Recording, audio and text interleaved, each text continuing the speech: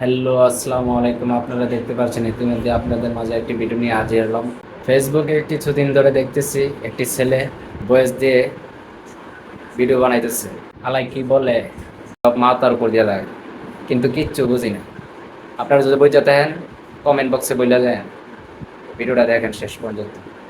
এই যে স্পেনের লামিন ইয়ামাল, নরওয়ের আর্লিং হালান্ড, ফ্রান্সের কিলিয়ান এমবাপ্পে, পর্তুগালের ক্রিস্টিয়ানো রোনালদো, আর্জেন্টিনার লিওনেল মেসি, ব্রাজিলের নেইমার, এই যে শিশু থেকে বুড়া লোকটি বিশ্বকাপ খেলতেছে, দ্য গ্রেটেস্ট শো অন আর্থে নিজেদের দেশের প্রতিনিধিত্ব করতেছে।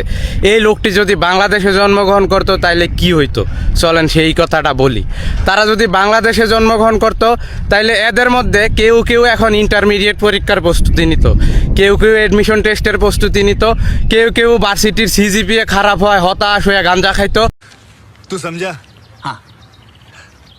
नहीं, तू समझा नहीं। समझ रहे हो? ওই ভার্সিটির সিপাই বয়া কেউ কেউ চাকরির প্রস্তুতি নিতে নিতে মাথার চুল ফালাই দিত।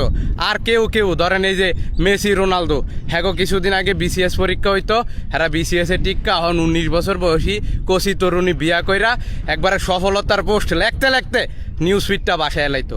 এটাই হইলো আমগো বাংলাদেশ আর ওই উন্নত দেশের মধ্যে পার্থক্য।